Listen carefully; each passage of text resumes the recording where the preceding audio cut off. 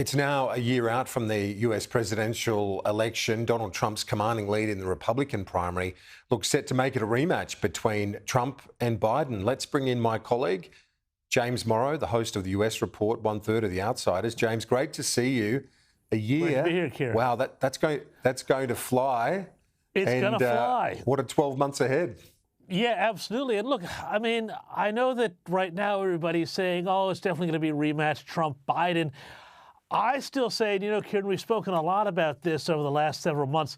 I still am not sure that it's going to be that Trump-Biden rematch. I still think there's every chance, especially on the Democratic side, that Joe Biden winds up getting moved out. Because the fact of the matter is, sure, he's looking fairly presidential at the moment, dealing with the crisis in the Middle East. But number one, the perception of global chaos is going to play against him in the long run. And number two, if he goes, especially with Kamala Harris on the ticket, well, people are going to look at him and say, a vote for Joe Biden is very likely a vote for Kamala Harris to step up into the role at some point, given Joe Biden's age and the fact that he may be, become just sort of too ill or incapacitated or tired to go on in the role. So I don't think that it's necessarily going to be the Trump-Biden rematch that everybody's expecting. Is there a precedent for that sort of shift? There is an expectation now, I know, 12 months isn't an eternity in politics, but is there a historical precedent for that sort of late shift with an incumbent tapping the mat? Probably the closest thing in recent history would have to be LBJ deciding that he wasn't going to run again. That would be, that was after he was president after JFK was assassinated, of course, in the 60s. That would be the most recent precedent for an expected incumbent not to run again for a second term. Now, if that does happen, who do you see as the likely contenders? Is it Gavin Newsom out of California? Would someone from California carry the day in the Rust Belt?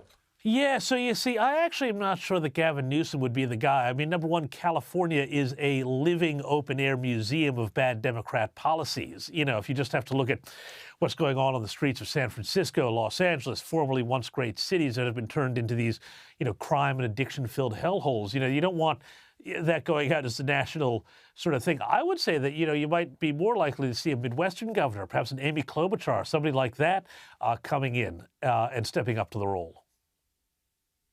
Yeah, well, it's going to be an interesting few months ahead on that front. On the Republican side, we touched on those legal dramas. There is a myriad of legal questions for Donald Trump to try and navigate. We've said, and you and I have discussed this as well, every time there's a challenge or a legal question he's got to answer, the legalities to one side, the politics, his polling goes up. His polling goes up among Republicans, not necessarily so much among independents.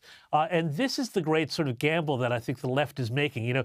They want to push Donald Trump into so many legal challenges, this sort of Gulliver's Travel sort of thing where he's just tied down by all these sorts of different lawsuits and so on, Georgia, Florida, Washington, New York, elsewhere, that he's unable to run on the one hand. And then number two, if one of these trials comes good for the Democrats in one way or another, that, there's some sort of like actual real punishment involved, not just a fine, that will, of course, change the entire race. But the thing is, I think that this strategy offends Americans' fundamental sense of fairness. They may not like Donald Trump, but they do not like this sort of idea that really seems like something more banana republic-ish, where an opposition leader, because that's what Donald Trump de facto is, the opposition leader, they attempt to jail him. They attempt to commit lawfare against him to stop him from running. I mean, that's the sort of thing we've seen in countries like Pakistan. But it's not what people want to see in the United States, no. Kieran.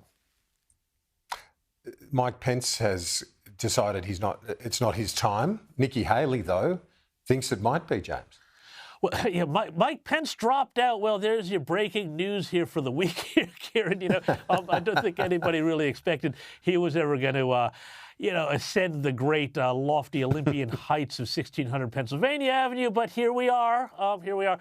Nikki Haley, though, is very much filling the gap that Ron DeSantis has left, because DeSantis has just, as we've discussed here, he's failed to launch. He went and he had this really promising sort of campaign, but the problem is he kept running as if he was governor of Florida rather than a future presidential candidate for the entire country. And I think that some of his fights there seem so parochial. His fights with Disney, his fights over wokeness, they didn't seem like they were about sort of cost of living, trade, security, ending forever wars, which is a big Donald Trump thing.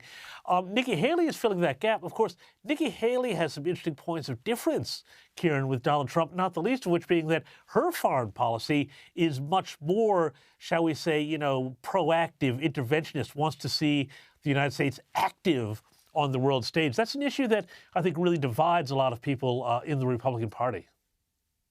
And just finally, we've got to let you go, but so you don't think Biden necessarily will be the candidate for the Democrats? What about the Republicans? Do you think Trump is going to be there? I think he's going to be there, but, I just don't think that it's a lock. I'd say you've probably got about 60% chance Biden is on the ticket, and that's shrinking. I'd say you still have about an 85, 90% chance that Trump is on the ticket. Yeah, fair enough. Well, we'll know by this time next year, my friend. Appreciate it. Talk to you soon.